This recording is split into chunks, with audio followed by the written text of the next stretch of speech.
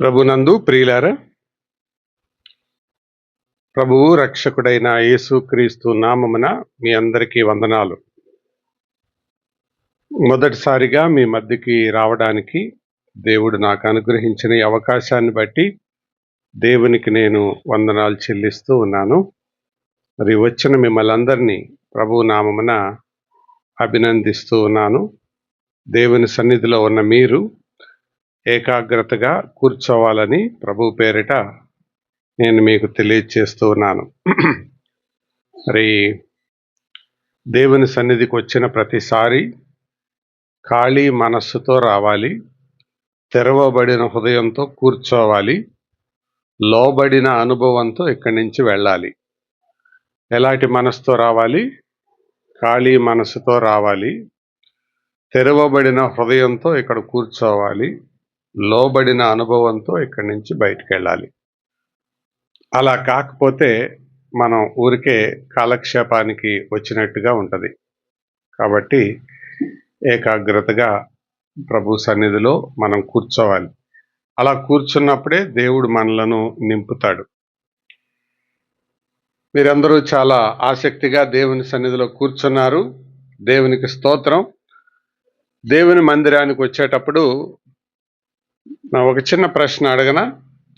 అద్దం చూసుకోకుండా వచ్చిన వాళ్ళు ఎంతమంది ఉన్నారు ఇక్కడికి? అద్దం చూసుకోకుండా ఈ మీటింగ్కి వచ్చిన వాళ్ళు 1 2 3 4 5 చూసుకొని వచ్చిన వాళ్ళు ఎంతమంది ఉన్నారు?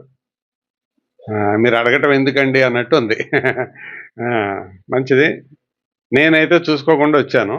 మెట్లు ఎక్కుతా అక్కడ నల్లగా కనపడితే దాంట్లో చూసుకొని వచ్చా. సరే, ఇది ఎందుకు చెప్పానంటే, దేవుని మందిరానికి వచ్చేటప్పుడు మనం అద్దం చూసుకొని వచ్చినా, అద్దంలో ఏం చూసుకుంటాం మనం? ముఖం కదా. అయితే దేవుని మందిరానికి వచ్చేటప్పుడు ఏం చూసుకోవాలని జ్ఞాని చెప్పాడు? ప్రవర్తన. ఆ మాట ఎక్కడుంది? ప్రసంగి గ్రంథంలో ఉంది. ముఖం అద్దంలో చూసుకొని వచ్చేవాళ్ళు ఎక్కువ, వాక్యాల్లో ప్రవర్తన చూసుకొని వచ్చేవాళ్ళు ఎక్కువ. మీరే చెప్పండి. ఎక్కువ మంది అద్దంలో ముఖం చూసుకొని వస్తారా, వాక్యములో ప్రవర్తన చూసుకొని వస్తారా? మీరు న్యాయం చెప్పండి. ఏమండి? అద్దంలో ముఖం చూసుకొని వస్తారు ఎక్కువ మంది. అందులో మరి తక్కువ మంది ఏం చేస్తారు? వాక్యములో ప్రవర్తన చూసుకొని వస్తారు. ఈ రెండిట్లో మీరే రకం? అది. కాబట్టి దేవుని సన్నిధికి మనం వచ్చేటప్పుడు అటువంటి మనస్సుతో రావాలి. అర్థం చూసుకున్నా చూసుకోపోయినా పర్వాలేదు, కానీ ప్రవర్తనను చాలా జాగ్రత్తగా చూసుకొని దేవుని సన్నిధికి రావాలి. ఈ రాత్రి యోహాను సువార్తలో 4వ అధ్యాయంలో కొన్ని వచనాలు నేను చదివిన తర్వాత ఆ అధ్యాయంలో కొన్ని విషయాలు నేను మీ ముందుకు తీసుకొని వస్తాను. యోహాను సువార్త 4వ అధ్యాయం, యోహాను సువార్త 4వ అధ్యాయం 4వ వచనం నుండి నేను కొన్ని వచనాలు చదువుతున్నాను. మీరు మీ బైబిల్లో జాగ్రత్తగా గమనించండి. ఆయన సమరయ మార్గమున వెళ్ళవలసి వచ్చెను గనుక యాకోబు తన కుమారుడైన యోసేపుకిచ్చిన భూమి దగ్గరనున్న సమరయలోని సుకారను ఒక ఊరికి వచ్చెను. అక్కడ యాకోబు బావి ఉండెను గనుక యేసు ప్రయాణము వలన అలిసి ఉన్న రీతిని ఆ బావి యొద్ద కూర్చుండెను. అప్పటికి ఇంచుమించు 12 గంటలాయెను. సమరయ స్త్రీ ఒకతే నీళ్లు చేదుకొనుటకు అక్కడికి రాగా యేసు నాకు దాహమునకిమ్మని ఆమెను అడిగెను. చిన్న ప్రార్థన చేద్దాం. దయగల పరిశుద్ధుడైన తండ్రి, మీ పాదాలకు వందనాలు. పెనుమంటలో ఉన్న మీ విశ్వాసుల సమూహాన్ని బట్టి వందనాలు. ఈ రాత్రి సంఘము అలాగే పరిచయస్తులు ఆయా ప్రాంతాల నుండి వచ్చిన వారు మీ వాక్యం ద్వారా ప్రోత్సహించబడి మీ సన్నిధి ద్వారా బలపరచబడాలని కోరుకొని ఉండగా చదువుకున్న ఈ లేఖన భాగాలను మా వినికిడిలో దీవించండి. ఇప్పుడే సహోదరులు పాట కూడా పాడారు, నిన్ను వెంబడిస్తానని. వాక్యాన్ని విన్న తర్వాత, లోబడిన తర్వాత వెంబడించే మనస్సు అందరికీ అనుగ్రహించమని, మేం చేయబోతున్న ధ్యానాన్ని మా వినికిడిలో దీవించమని యేసు ప్రభు ద్వారా వినయంతో వేడుకుంటున్నాము తండ్రి, ఆమేన్. దేవుని వాక్యాన్ని వినే వాళ్ళల్లో ఒక 4 రకాల వాళ్ళు ఉంటారు. అందులో మొదటి రకం వాళ్ళు ఎవరంటే అలక్ష్యపు శ్రోతలు అంటారు. రెండవ రకం వాళ్ళు ఎవరంటే అలవాటు శ్రోతలు అంటారు. మూడవ రకం వాళ్ళు ఎవరంటే తలబిరుసు శ్రోతలు అంటారు. నాలుగవ రకం వాళ్ళు ఎవరంటే ఆశీర్వదించబడిన శ్రోతలు అంటారు.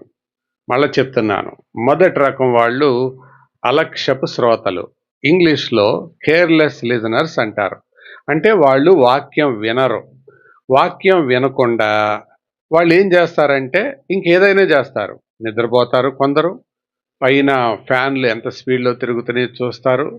వాక్యం చెప్పే ఆయన ఏ చొక్కా వేసుకున్నాడు, చొక్కాకి ఎన్ని గుండీలు ఉన్నాయి, గుండీల్లో ఎన్ని పగిలిపోయినాయి, ఇలాంటివి చూస్తుంటారు. అది కాకపోతే చేతిలో పెన్నుంటే పట్టాల మీద గీతలు గీస్తుంటారు. అది కాకపోతే పెరిగిన గోళ్ళు గుర్తొస్తే అరే గోళ్ళు పెరిగినాయి కదా అని ఇక్కడ గోళ్ళు గీలుకుంటుంటారు. వీళ్ళందరిని ఏమంటారు? అలక్ష్యపు శ్రోతలు అంటారు, వాక్యం వినరాళ్ళు. రెండవ రకం వాళ్ళు ఎవరంటే అలవాటు శ్రోతలు, హ్యాబిచువల్ లిజనర్స్ అంటారు. వీళ్ళకి ఏంటంటే వీళ్ళు కూడా వాక్యం లోపలికి దిగదు, కానీ అక్షరార్థంగా వచ్చి కూర్చుంటారు. వినడం ఒక అలవాటు. అంటే కళ్ళ ముందు ఒక మనిషి కనపడాలి, చెవుల్లో ఒక స్వరం వినపడాలి, అంత మట్టుకే. వీళ్ళని అలవాటు శ్రోతలు అంటారు. ప్రకాశం జిల్లాలో 90 సంవత్సరాల తాత చచ్చిపోతే 80 సంవత్సరాల మా అమ్మ విపరీతంగా ఏడుస్తూ వచ్చిన సేవకులను సమాధి చేయనివ్వకుండా ఆపేసింది. ఉదయం ఎప్పుడో వచ్చారు, పాపం మా అమ్మ దుఃఖంలో ఉందని నిలబడిపోయారు వాళ్ళు. మధ్యాహ్నం అయిపోయింది, ఆ శవాన్ని పట్టుకుంటుంటే అమ్మో ఆయన లేకుండా నేను బతకలేను, నన్ను కూడా పూడ్చిపెట్టండి అంటది. బతికున్నామని ఎలా పూడ్చిపెడతారు అని మధ్యాహ్నం దాకా ఆగారు. అయితే కదిలిస్తే చాలు, ఆయన లేకుండా నేను ఉండలేను, నన్ను కూడా పూడ్చిపెట్టండి అంటది. సరే, ఉదయం వచ్చిన వాళ్ళు మధ్యాహ్నం దాకా ఉన్నారు. అయితే ఆ యవనస్తులకి పెద్దోళ్ళకున్నంత ఓపిక ఉండదు కదా, అందుకని వాళ్ళు ఏమన్నారంటే, ఆ అంకుల్ ఇటు కూడా ఆవిడే అడుగుతుంది కదా, రేపో మాపో ఆవిడ కూడా చచ్చిపోద్ది, ఆవిడ కోరుకున్నట్టుగానే ఆవిడని కూడా పూడి చేస్తే రేపు ఆవిడ చచ్చిపోయిన వచ్చే పని తప్పుతుంది కదా, ఆప్కా పరమాయిష్ అంటే మీరు కోరిక మేరకు కార్యక్రమాన్ని అమలు చేద్దాం అన్నారు. ఆ స్వరం విని ఆమె ఏడవడం ఆపేసింది. అయితే ఆ శవాన్ని తీసుకొని వెళ్ళిపోయిన తర్వాత అక్కడ కూర్చున్న 13 ఏళ్ల అమ్మాయికి మా అమ్మ ఏంటి అసలు ఉదయం వచ్చిన వాళ్ళ మధ్యాహ్నం దాకా కూర్చోబెట్టి ఇంత ఏడుపు ఏడ్చి పాతేద్దాం అనగానే సడన్గా ఏడు పారిపేసింది, దీని మర్మం ఏంటో తెలుసుకుందామని దగ్గరికి వెళ్ళి శవాన్ని తీసుకెళ్ళిపోయాక మా అమ్మ, తాత అంటే నీకు అంత ప్రేమ అందంట. ఊరుకో చాలు కానీ ప్రేమ నా ముఖమా అందంట. అయ్యో మరి అంత ఏడుపు ఏడిచావు ఎందుకు మా అమ్మ అంటే, అప్పుడు మా అమ్మ చెప్పిందంట, రోజు ఆయన గురకబెడితే గాని నాకు నిద్ర పట్టదు, కాబట్టి ఈ రోజు నుంచి నా కోసం ఎవరు గురకబెడతారు అన్న బాధతో ఏడుస్తుందంట ఆవిడ. ఇప్పుడు చెప్పండి, గురక వల్ల ఆవిడికి ఏమన్నా ఉపయోగం ఉందా? ఏం లేదు. కాకపోతే చెవులు దానికి అలవాటైనవి. అలాగే కొంతమందికి ఇక్కడ వచ్చి కూర్చున్న వాళ్ళకి వాక్యం వల్ల ఏం ఉపయోగం ఉండదు, ఇప్పుడే సేవకుడు చెప్పాడు. కాకపోతే కళ్ళ ముందు ఒక మనిషి కనపడాలి, చెవుల్లో ఒక స్వరం వినపడాలి, లోపలికైతే దిగదు. ఒక కదలిక, ఒక వినికిడి రెండూ ఉండాలి. ఇలాంటి వాళ్ళని అలవాటు శ్రోతలు అంటారు, హ్యాబిచువల్ లిజనర్స్. ఎన్ని రకాలు చెప్పాను? 2. వెరీ గుడ్, బాగా వింటున్నారు. మొదటి రకం ఎవరు? అలక్ష్యపు శ్రోతలు. రెండవ రకం ఎవరు? అలవాటు శ్రోతలు. మూడవ రకం ఎవరంటే తలబిరుసు శ్రోతలు. అంటే వాక్యంలో ఖచ్చితంగా, ఖండితంగా చెప్పే సంగతి ఏదైనా ఉందనుకోండి, ఆళ్ళకి చాలా కోపమొస్తది. కళ్ళనే పళ్ళలాగా చేసి ప్రసంగికుడిని కొరికేసేలాగా చూస్తుంటారు. అంటే కోపంగా ఇంత ఖచ్చితంగా చెప్పాలా? ఇంత గట్టిగా చెప్పాలా? ఇంత నొక్కి చెప్పాలా? అని చూస్తుంటారు. వీళ్ళెవరు? తలబిరుసు శ్రోతలు. నాలుగవ రకం వాళ్ళెవరంటే ఆశీర్వాదం పొందే శ్రోతలు. ఎవరు? ఆశీర్వాదం పొందే శ్రోతలు.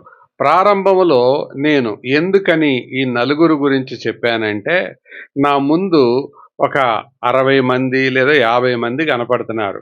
మీ కనపడింది ఎంతమందైనా మీరందరిలో ఈ 4 రకాల్లో ఏదో ఒక రకానికే చెందుతారు మీరు. అయితే అలక్ష్యంగా ఇక్కడ కూర్చొనైనా ఉండాలి. లేదా అలవాటుగా వినేవాళ్ళైనా అవ్వాలి. లేకపోతే తలబిరుసుతో ఇక్కడ కూర్చునే వాళ్ళైనా అవ్వాలి. లేదా దీవించబడి వెళ్ళేవాళ్ళైనా అవ్వాలి. ఈ 4 రకాల శ్రోతలు ప్రతి మీటింగ్‌లో ఉంటారు. ప్రతి ఊరిలో ఉంటారు. ప్రతి సంఘంలో ఉంటారు. ప్రతి చోట ఉంటారు. కాబట్టి ఏకాగ్రతగా దేవుని మాటలు వినండి. మంచిది. యేసు ప్రభువారు ఈ లోకములో ఉండగా ఆయన అనేక ప్రాంతాలకు, అనేక గ్రామాలకు సంచరిస్తూ వెళ్ళేవాడు. కొన్ని ప్రాంతాల గుండా ఆయన వెళ్ళేటప్పుడు కొన్ని కార్యాలు చేసేవాడు. కా కానీ కొన్ని పర్యాయాలు ఆయనే పని పెట్టుకొని వెళ్ళేవాడు. అలాంటి పని పెట్టుకొని వెళ్ళిన కొన్ని సందర్భాలలో ఈ రాత్రి చదివిన సందర్భం కూడా అలాంటిది. అది మనకెలా తెలుస్తుందంటే 4వ అధ్యాయం 4వ వచనం యోహాను సువార్త తెలియచేస్తుంది. చదువుతారా? ఆయన సమరయ మార్గమున వెళ్ళెను అని లేదక్కడ. ఏముంది? వెళ్ళవలసి వచ్చాను అని ఉంది. అంటే వెళ్ళవలసి వచ్చాను అంటే వెళ్ళే పని లేదు ఆయనకి. కానీ ఏం చేశాడు ఆయన? వెళ్ళాలని ప్రయాణం పెట్టుకున్నాడు ఆయన. కావాలని పెట్టుకున్నాడు. ఈ రాత్రి నేను కూడా పెనుమంట్ర రావలసి వచ్చెను. అర్థమైందా? పెనుమంట్ర రాలేదు నేను. రావలసి వచ్చింది. ఎందుకంటే రేపటి నుంచి నేను వేరే స్థలంలో ఉండాలి కాబట్టి ఈ రాత్రి రావలసి వచ్చింది. కావాలని పెట్టుకున్నాను ఈరోజు ప్రయాణం.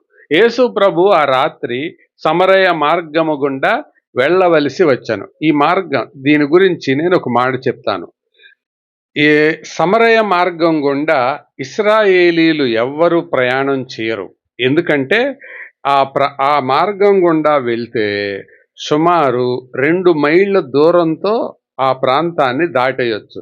కానీ ఈ సమరయ్యల మార్గం గుండా వెళ్ళడానికి ఈ సమరయ్యల గాలి గాని, సమరయ్యల వాసన గాని, ఈ సమరయ్యల దృష్టి గాని వీళ్ళ మీద పడకుండా ఉండడం కొరకు సుమారు 10-15 కిలోమీటర్లు చుట్టూ తిరిగి వెళ్తారు. ఎందుకంటే వీళ్ళకి ఆళ్ళకి పడదు, ఇష్టం లేదు. కానీ యేసు ప్రభువారు ఆ మార్గాన్నే కోరుకున్నాడు. ఎందుకంటే ఒకే ఒక్క స్త్రీ కోసం. యేసు ప్రభు కొన్ని వేల మందికి వాక్యం చెప్పగలడు. ఒక్క వ్యక్తికి కూడా వాక్యం చెప్పగలడు. 2 ఉన్నాయి ఆయనలో. ఆయన మందికైనా బోధిస్తాడు, వ్యక్తికైనా బోధిస్తాడు. మందన్నా ఆయనకు ప్రేమే, ఒక వ్యక్తి అన్నా ఆయనకు ప్రేమే. కాబట్టి ఇంతమంది మీరు ఆశతో కూర్చుంటే మీతో మాట్లాడతాడు. ఆ మందిలో ఆశ లేదనుకో, కనీసం ఒక్కళ్ళున్నా వాళ్ళతో కూడా మాట్లాడతాడు. మొత్తానికి ఆయన ఎవరు? మాట్లాడే దేవుడు.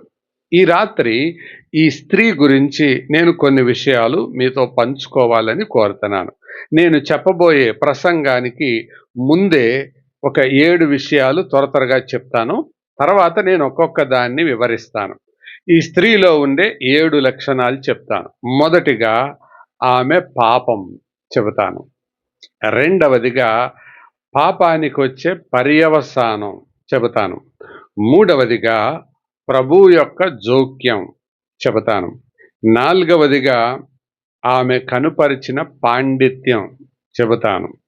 ఐదవదిగా దేవుడు ఆమెకు అనుగ్రహించిన ప్రత్యక్షత చెబుతాను. ఆరవదిగా ఆమెలో వచ్చిన పరివర్తన చెబుతాను. ఏడవదిగా ఆమె పరిచర్య చెప్తాను. 7 చెప్తాను. 7 విషయాలు. మళ్ళీ చెప్పండి. మొదటిది ఆమె పాపం. రెండవది ఆ పాపానికొచ్చిన పర్యవసానం. మూడవది ఆ పాపంలో నివసిస్తూ పర్యవసానానికి లోనైన ఆమె మీద ప్రభువు యొక్క జోక్యం. ప్రభువు జోక్యం చేసుకున్నప్పుడు ఆమె కనుపరిచిన పాండిత్యం లేదా ప్రావీణ్యం. ఆ తర్వాత దేవుడు ఆమెకు అనుగ్రహించిన ప్రత్యక్షత పొందిన తర్వాత ఆమెలో కలిగిన పరివర్తన పొందిన ఆవిడ చేసిన పరిచర్య. ఎన్ని విషయాలు? మొత్తం 7 విషయాలు చెప్తాను. మీరు ఏడవకుండా వినాలి. ఎన్ని చెప్తాను? 7. కాబట్టి జాగ్రత్తగా వినండి.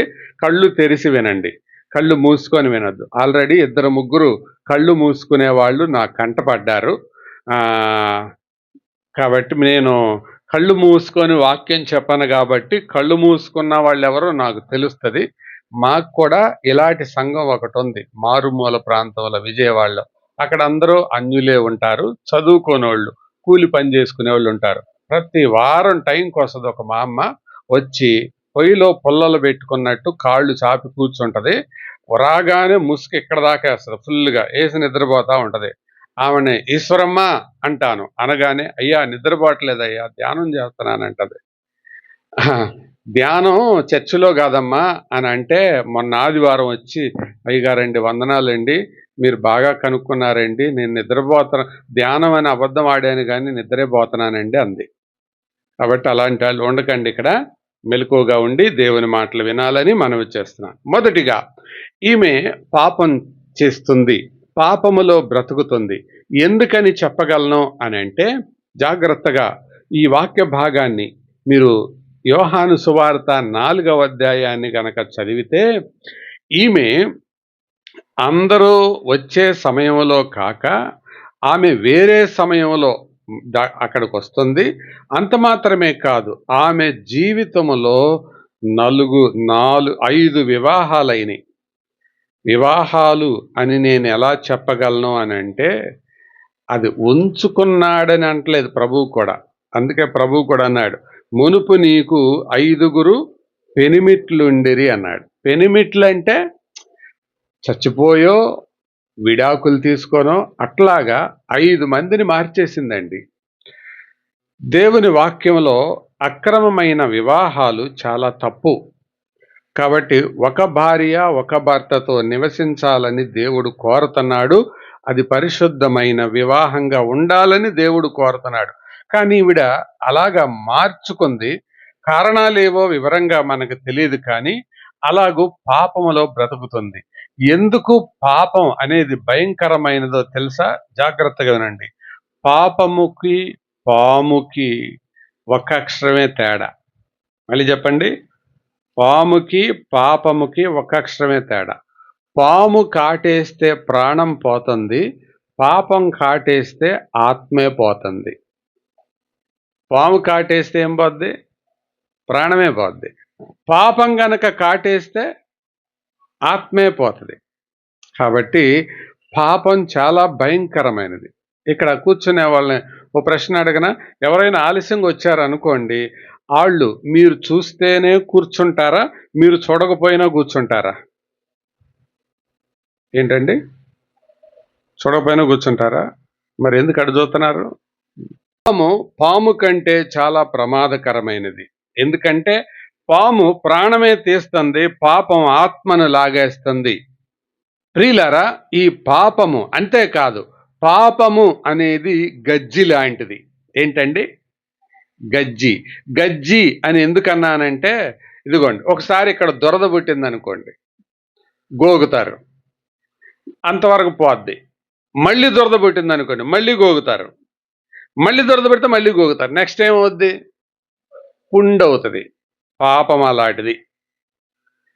అప్పటికప్పుడు ఆ పాపం నిన్ను ఏదో చేయడానికి ప్రేరేపిస్తుంది, దురద పడుతుంది, గోగుతావు, అప్పటికి నెమ్మదిస్తుంది, తర్వాత మళ్ళీ గట్టిగా గోగుతావు.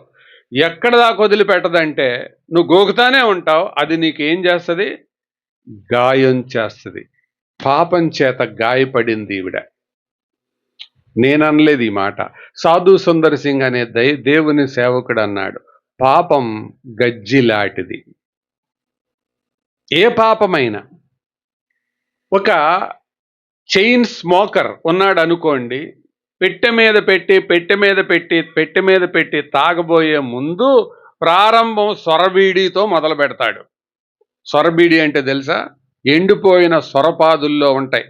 ఆ ఎండిపోయిన సొరపాదులు తెంచుకొని అక్కడ మొదలు పెడతాడు. నెక్స్ట్ బీడి, నెక్స్ట్ స్టెప్ బై స్టెప్ అలా పెంచుకుంటూ వెళ్తాడు. ఎప్పుడు దాకా పెంచుకుంటూ వెళ్తాడంటే తన ఊపిరితిత్తులు పాడైపోయేదాకా పెంచుకుంటూ వెళ్తాడు. అంత గాయం చేస్తుంది. పాపం అంత భయంకరమైనది. ఒక తాగుడికి అలవాటైన మనిషి కూడా అంతే. నేను చిన్నతనంలో మేమున్న మందిరం ఒక సారా కొట్టున్న ప్రాంతంలో ఉండేది. చదువుకునేటప్పుడు మధ్యలో లేచి అటు ఇటు తిరుగుతూ ఉన్నప్పుడు ఆ కొట్టుకి కొంతమంది వస్తూ ఉండేవాళ్ళు. ఆ వచ్చిన వాళ్ళు నేను చూస్తూ ఉండేవాడిని. అసలు వాళ్ళు తాగేటప్పుడు ఎలా తాగుతారా అని ఒకరోజు చూస్తుంటే ఒక నిమ్మకాయ తీసుకున్నాడు ముందు, తర్వాత గ్లాసులో పోసాడు, ముక్కు ఇలా మూసుకున్నాడు, నొసలంతా ఇలా చిట్లిచ్చాడు. ఇది పెట్టుకొని ఇలా తాగి అనుకున్న ముఖం అంతా అది ఒకలాగా పెట్టుకొని నిమ్మకాయ పెట్టుకున్నాడు ముక్కులో. అంత కష్టం ఎందుకు పడాలి అంటే ఇది రోజు అది వచ్చేవాడు అదే టైంకి. అంటే దురద పెడతా ఉంటే ఏం చేసేవాడు అయినా గోగుతూ ఉండేవాడు. ఒకరోజు కబురు వచ్చింది ఇంటికి రమ్మని. వెళ్తే ఈరోజు తాగే అతనే, అయ్యా నా కోసం ప్రార్థన చేయండి అయ్యా అంటున్నాడు. ఏమంటే మొన్న హాస్పిటల్కి వెళ్తే చెప్పారయ్యా కిడ్నీలు ఊపిరితిత్తులు రెండు పాడైపోయినాయి అని. ఇక నేను బాగుపడితే దేవుని సన్నిధికే వస్తానయ్యా అని అంటున్నాడు. ప్రియులారా, పాపం అనేది తాత్కాలికంగా పుట్టే దురద లాంటిది. అది నువ్వు ఒకదాంతో పోదది. ఈవిడు కూడా అంతే, దాంట్లోనికి అలవాటు పడింది. అందుకే ఒక దైవని సేవకుడు, ఆయన బహుశా చార్లెస్ ఫిన్నీ అనుకుంటా, అన్నాడు, పాపం అపరిచితుల్లాగా వచ్చి అతిథిలాగా కూర్చొని అధిపతిలాగా ఏల్తదట. ఎలా వస్తుంది? అపరిచితుల్లాగా వస్తుంది, కొత్త మనిషిలాగా. లోపలికి వచ్చిన తర్వాత అతిథిలాగా, గెస్ట్ లాగా కూర్చుంటుంది. నెక్స్ట్ అధిపతిలాగా ఏల్తది. Sin enters as a stranger, sits as a guest and rules as a dictator. పాపము యొక్క నైజం అది. కాబట్టి ఇప్పుడు పరిస్థితి చేయి దాటిపోయింది. పాపములో ఆమె జీవిస్తోంది. దీనికి వచ్చిన పర్యవసానం ఏంటో తెలుసా? ఏ పాపమైనా తప్పకుండా దానికి ఒక పర్యవసానం ఉంటుంది. కాన్సిక్వెన్స్ అంటారు. Sin, every sin has consequence. అందుకనే బైబిల్ గ్రంథం రోమాపత్రిక ఇలా రాసింది, పాపము వలన వచ్చు జీతము మరణం, పాపము వలన వచ్చు ఫలము అనలా. ఏంటది? జీతం. అంటే పాపం అనేది మనుషులు పనిలాగా చేస్తంటే, ఉద్యోగంలాగా చేస్తంటే దానికి వచ్చేది ఏంటది? జీతం. కాబట్టి అర్థమవుతుందా?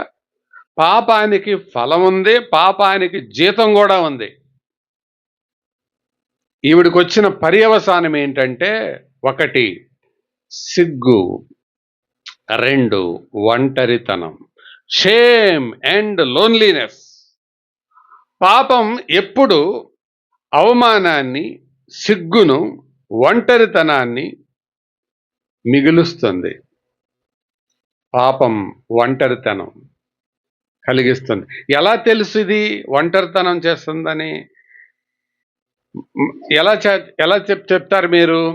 నీళ్లు ఎవరైనా మోసుకొని వెళ్ళడానికి వచ్చేవాళ్ళు ఏ టైంలో వెళ్తారు?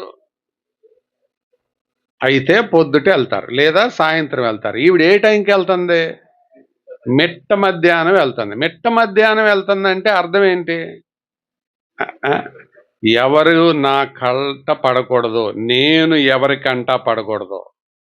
చూసారా? పాపం చేసేవాడు ధైర్యంగా ఉండలేడు, ధైర్యంగా చెయ్యలేడు, నొక్కేస్తుంటది. మనస్సాక్షి గుల్ల చేస్తుంటది, పొడుస్తుంటది. చేసేదాకా రేపేది కూడా మనస్సే, చేసిన తర్వాత అపరాధ భావం తెచ్చేది కూడా మనస్సే. అందుకే ఒంటరైపోతారు. మీకు తెలుసా, చాలామంది ఆత్మహత్యలు చేసుకోవడానికి కారణం ఒంటరితనం. నేను హైదరాబాద్ నుంచి వచ్చే ఒక వార్త చదివినప్పుడు ఇలా చెప్పారు. ఒక భార్య భర్త ఇద్దరు ఆత్మహత్య చేసుకున్నారు. భర్తకు జీతం నెలకు 1,50,000, భార్యకు జీతం నెలకు 2,00,000. ఇద్దరికి కలిపి ఎంత? 3,00,000 పైన. ఎందుకు చేసుకున్నారు తెలుసా? అతను చెప్తున్నాడు, ఆత్మహత్య నోట్ రాసుకొని చచ్చిపోయాడు. I work in Dell, my wife works in Bell, we live in hell అంటున్నాడు ఆయన. బెల్ కంపెనీలో నేను చేస్తాను, డెల్ కంపెనీలో నా భార్య చేస్తుంది. మేమిద్దరం హెల్లులో కాపురం ఉంటున్నాం. మా మధ్య మనశ్శాంతి లేదు, నెమ్మది లేదు, సంతోషం లేదు, ఉత్సాహం లేదు, ఒంటరితనం. ఎందుకు బతుకుతున్నామో తెలియదు. ఈ డబ్బులన్నీ ఎవరై అవుతాయో తెలియదు. ఈ అవమానాన్ని తట్టుకోలేక ఆత్మహత్య చేసుకుంటున్నాం అన్నాడు. పాపం చేసేదాకా ఒక రకంగా ఉంటుంది, చేసిన తర్వాత మరొక రకంగా ఉంటుంది. దానికి పర్యవసానాలు ఉంటాయి. ఈవిడ కూడా ఒంటరిదైపోయింది. ఎవరూ లేకుండా ఒంటరిగా వెళ్ళడం నేర్చుకుంది. ఒంటరితనంతో తన ఉద్దేశం ఏంటంటే, నేను ఎవరి కంటా పడకూడదు, ఎవ్వరూ నాతో మాట్లాడకూడదు, నేను ఎవరితో మాట్లాడే స్థితికి కూడా రాకూడదు. చూడండి, ఒక మాట చదివిస్తాను. సామెతల గ్రంథం 14వ అధ్యాయం 34వ వచనం. సామెతలు 14:34 దొరికిందా? నీతి జనములు గనదగెక్కుటకు కారణమగును, పాపము ప్రజలకు ఏం తెచ్చును? అమ్మా అయ్యా, పాపం ప్రజలకు అవమానం తెస్తుంది. అదే పాపమైనా, any sin that brings disgrace to the mankind, పాపము అవమానం తెస్తుంది. 2 విషయాలు చెప్పాను. చెప్పండి. మొదటిది ఏం చెప్పాను? ఆమె పాపం. రెండవది పాపానికి వచ్చిన పర్యవసానం. మూడవది ఏం చెప్పాలి నేను? ప్రభు యొక్క జోక్యం. ఏంటి ప్రభు యొక్క జోక్యం? 4:4లో కనపడుతుంది. ఆయన సమరయ మార్గమున వెళ్ళవలసి వచ్చెను. అంటే వెళ్ళే అవసరం ఆయనకి లేదు, వేరే దారి ఉంది. ఇశ్రాయేలీయులు ఎవరు అటు వెళ్ళరు, కానీ ఆయన ప్రయాణాన్ని ఈవిడ కోసమే పెట్టుకున్నాడు. వెళ్ళవలసి వచ్చెను. ఇలాగా పాపములో బ్రతుకుతూ దాని పర్యవసానమైన అవమానాన్ని, సిగ్గుని పొందుతూ సమాజములో నుండి తనను తాను వెలివేసుకొని తనను తాను ఒంటరైపోయిన ఈమెను దృష్టించి ఈమెను గురించి జ్ఞాపకం చేసుకున్న ప్రభు ఈమెను ఎలాగైనా పట్టుకోవాలి, ఈమెలో ఎలాగైనా పరివర్తన కలిగించాలి, ఈమెను ఏ రీతిగానైనా రక్షించాలి అన్న ఆశ ఆయన కలిగి ఉన్నాడు. అమ్మా, ఈ రాత్రి కూడిక కూడా అదే ఉద్దేశం. ఇలాంటి వాళ్ళు ఎవరైనా ఉంటే వారి కోసం దేవుడు ఈ రాత్రి కూడిక ఏర్పాటు చేశాడేమో. లేకపోతే ఈరోజు మంగళవారం నాడు ఈ మీటింగ్ పెట్టుకోవడం ఏంటి, ఈరోజు ఇంతమంది మీరు రావడం ఏంటి, విజయవాడ నుంచి నేను రావడం ఏంటి, మీరందరూ కూర్చోవడం ఏంటి? ఇది ఎవరి కొరకో దేవుడు సంకల్పించినది అయి ఉంటది. ఆయన పెట్టుకున్నాడు. ఇదే ప్రభు యొక్క జోక్యం. ఆయన జోక్యం చేసుకున్నాడు. వెళ్ళవలసి వచ్చెను, కావాలని పెట్టుకున్నాడు ఆ ప్రయాణాన్ని. ఇది ప్రభు యొక్క జోక్యం. ఇలాగా ప్రభు తన జోక్యాన్ని చేసుకొని ఆయన ఏర్పాటు చేసుకుంటే ఆవిడ ఏం చేస్తుందంటే పాండిత్యాన్ని కనపరుస్తుంది. రండి, ఆమె కనపరిచే పాండిత్యం, ప్రావీణ్యం ఏంటో చెబుతాను. ఆమె కనపరిచిన పాండిత్యం అదే అధ్యాయం 12వ వచనానికి రండి. 4:12. తానును తన కుమారులను పశువులను ఈ బావి నీళ్లు త్రాగి మాకిచ్చిన మన తండ్రి అయిన యాకోబు కంటే, అంటే నాకెవరు తెలుసు అంటుంది ఈవిడ, నాకు యాకోబు తెలుసయ్యా అంటుంది. నెక్స్ట్ తర్వాత మాట చెప్తాను రండి. అదే అధ్యాయం 23వ వచనానికి లేక 20వ వచనాన్ని అందరం కలిసి చదువుదాం. మా పితరులు ఈ పర్వతమందు అయ్యా నాకు ఆరాధన కూడా తెలుసయ్యా అంటుంది. అర్థమవుతుందా? నాకు యాకోబు తెలుసు, నాకు ఆరాధన తెలుసు. అంతేకాదు, ఇంకా కిందకి కనుక వస్తే 25వ వచనం, ఆ స్త్రీ ఆయనతో క్రీస్తనబడిన మెస్సయ, నాకు మెస్సయ కూడా తెలుసు. ఆయనేమో ఈయన బాగు చేద్దామని, ఈవిని బాగు చేద్దామని ఆయన ఆలోచిస్తుంటే ఈవిడేం చేస్తుంది? నాకు యాకోబు తెలుసు, నాకు ఆరాధన తెలుసు, మెస్సే కూడా తెలుసు. ఊరికే మీకు అర్థం కావడం చెప్తున్నా.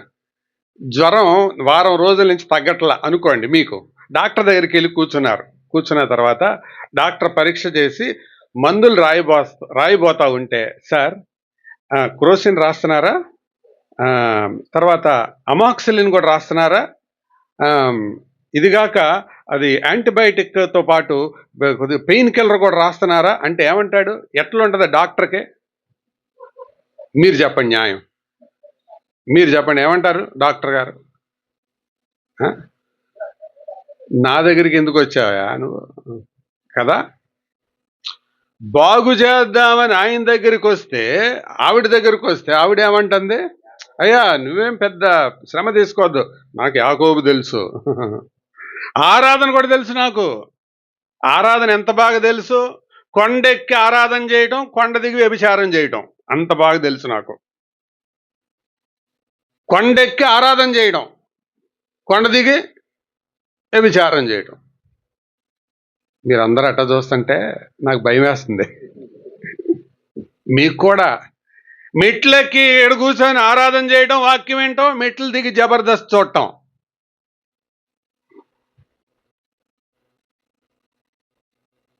ఇలాంటి వాళ్ళ గురించి నేను ఒక మాట అన్నాను. ఏంటో తెలుసా? కొంతమంది దేవుని సన్నిధి మానరు, మనుషులు కూడా మారరు. వాళ్ళు మానరు, వాళ్ళు మారరు. ఈ టైప్ అన్నమాట ఈవిడ. ఆరాధన మాందు, పాపము మాందు, రెండు బ్యాలెన్స్ చేస్తుంది. కొండెక్కి ఆరాధన చేస్తుంది, కొండ దిగి పాపం చేస్తుంది. ఈ రాత్రి వాక్యం వినే వాళ్ళు ఎంతమంది ఉన్నారు అట్లాంటి వాళ్ళు? మీటింగ్కి వచ్చినప్పుడు చాలా సిన్సియర్గా, మీరేమనుకోవద్దు, మొదటిసారి చూస్తున్నా మీరందరినీ చూస్తుంటే నా మనసుకైతే ఏమనిపిస్తుందో తెలుసా? మీలో అందరూ పరలోకానికి వచ్చేవాళ్ళలాగే కనపడుతున్నారు, కానీ సగం మంది ఉండరేమోనని నా భయం. ఎందుకంటే కొండ ఎక్కి నువ్వు చేసే ఆరాధన ముఖ్యం కాదు, కొండ దిగాక నువ్వు బతికే బతుకు ముఖ్యం. ఓడలో ఉన్నప్పుడు కాకి గింజలేదింది, పావురం కూడా గింజలేదింది. ఏ ఓడ? నోవహు ఓడ. వెరీ గుడ్, బాగా కనెక్ట్ అయ్యారు. ఓడ దాటి బయటికి వెళ్ళాక పావురం శవాల మీద వాలలేకపోయింది, కాకి వెనక్కి తిరిగి రాలేకపోయింది. ఓడలో ఉన్నంతసేపు అందరు బాగానే ఉంటారు, సమస్య ఎక్కడంటే దిగాకే. అదే బ్రతికివిడిది. ఇలాంటి వాళ్ళు పాండిత్యంతో కొట్టుకొచ్చేస్తారు. ఉదాహరణకి యెహోవా నా కాపరి, చూసారా ఎంత పండితులో. ప్రయాసపడి భారం మోయి సమస్త జనులారా, వావ్ సూపర్. అడుగుడి మీకు ఇయ్యబడును, చూసారా పాండిత్యం ఇదే. రెఫరెన్సులు తెలిసే, ప్రిఫరెన్సులు తెలియదు, వాక్యాలు తెలుసు, విలువలు తెలియవు. యాకోబు తెలుసయ్యా నాకు, ఆరాధన తెలుసయ్యా నాకు. ఆరాధన కూడా ఎంత బాగా తెలుసు అంటే, కళ్ళు మూసుకొని స్పీడ్ మోషన్లో అంటాం, స్లో మోషన్లో అంటాం. ఆరాధన ఎన్ని డిఫరెంట్గా అంటారు తెలుసా? ఆరాధన ఆరాధన ఢుమ్ముటక్క అని బ్యాండ్ వస్తుంటే మళ్ళీ ఆరాధన స్లో మోషన్. మళ్ళీ ఇలా చూస్తుంటే స్టేజ్ మీద చూసినా, స్టేజ్ కింద చూసినా, అబ్బా ఏం భక్తులరా అనుకుంటారు. కొండెక్కి కొండ దిగి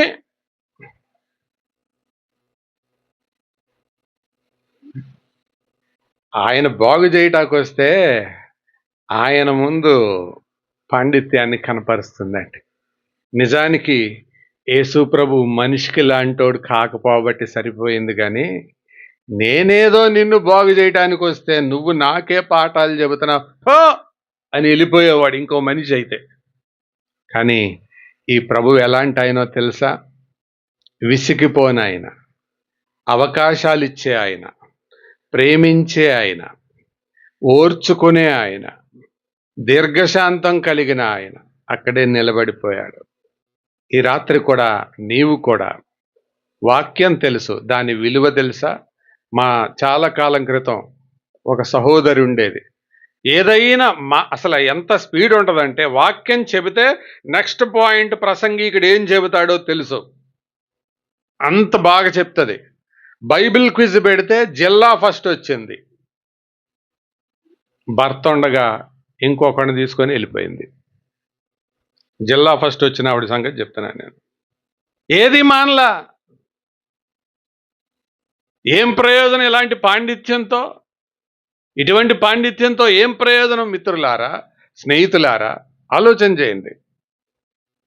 దేవుడు జోక్యం చేసుకుంటుంటే పాండిత్యం కనపరుస్తుంది. ఎన్ని చెప్పాను? 4. చెప్పండి.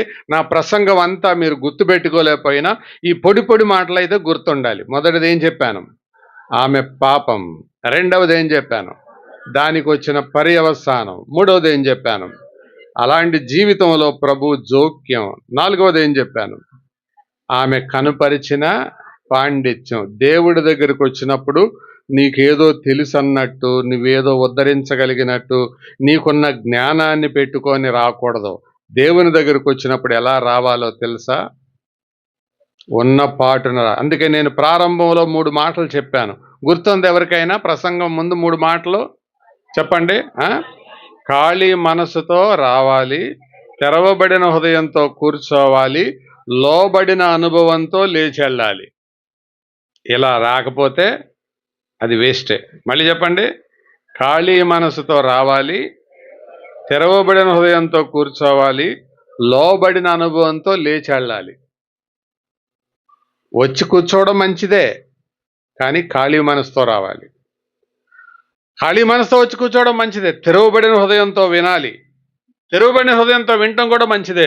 లోబడి లేచెళ్ళాలి. లోబడకుండా వెళ్ళిపోతే ఏం ఉపయోగం? అలాంటి వాళ్ళు కయ్యీన్లు అవుతారు. దేవుని సన్నిధికే వచ్చాడు, మాట్లాడుతుండగా చూశాడు, విన్నాడు, దేవుడితో ఒక్క మాట మాట్లాడకుండా వెళ్ళిపోయాడు. అర్థమవుతుందా? కాబట్టి ప్రియులారా, ఈ రాత్రి దేవుని వాక్యాన్ని ఆలకిస్తూ ఉండగా జ్ఞాపకం పెట్టుకోండి, ఇప్పుడు ప్రభు యొక్క ప్రత్యక్షత ఏ రీతిగా ఇస్తున్నాడో. అనగా ఆమె గుడ్డితనములో ఉన్న ఆమెకు, అజ్ఞానములో ఉన్న ఆమెకు స్టెప్ బై స్టెప్, అంచె ఆ వారీగా, క్రమబద్ధంగా ఏ రీతిగా ఆయన కనపరుచుకుంటున్నాడో చెబుతాను. రండి, 7వ వచనానికి రండి. 7వ వచనం కలిసి చదువుదామా? అందరు బైబిల్ తీశారా? 4:7.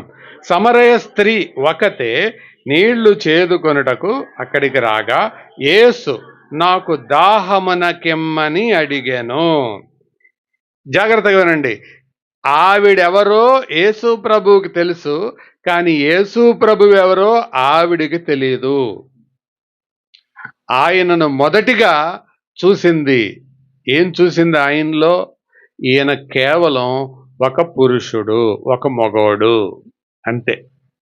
అంటే మొదటిగా ఆయన ఒక పురుషునిగా, ఒక మగవానిగా ఆమెకు ప్రత్యక్షమయ్యాడు. అప్పుడు అది కూడా ఆమెకు అర్థం కాకపోయేటప్పటికీ 2వ స్టెప్లోనికి దిగాడు. 9వ వచనానికి రండి. నేను చదువుతున్నాను, మీ బైబిల్లో చూడండి. ఆ స్త్రీ, యూదుడవైన నీవు సమరయ స్త్రీనైన నన్ను, అంటే నువ్వు పురుషుడివే. అదే సమయం ఇప్పుడు కొంచెం క్లారిటీ వచ్చింది. అంటే తలకాయ ఉంచుకొని వస్తుంది. వచ్చేటప్పటికి ఆ బావి దగ్గర ఒక ఆయన కూర్చొని ఉన్నాడు. ఇదేంట్రా ఈ టైంలో ఎవరో ఉండరు అని నేను ఇక్కడికి వస్తే ఇక్కడ ఒక మగ మనిషి ఉన్నాడు అని కళ్ళు కూడా తిప్పి చూడలా.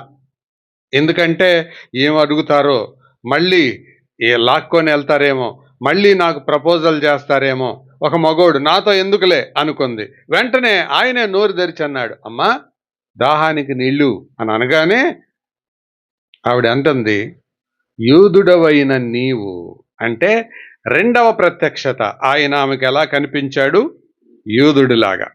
మొదటిగా ఒక పురుషుడిలాగా, రెండవదిగా ఒక యూదుడిలాగా మాట్లాడుతూ ఉండగా ఆయనకు ఆవిడకు మరొక ప్రత్యక్షత ఇచ్చాడు. 12వ వచనానికి రండి.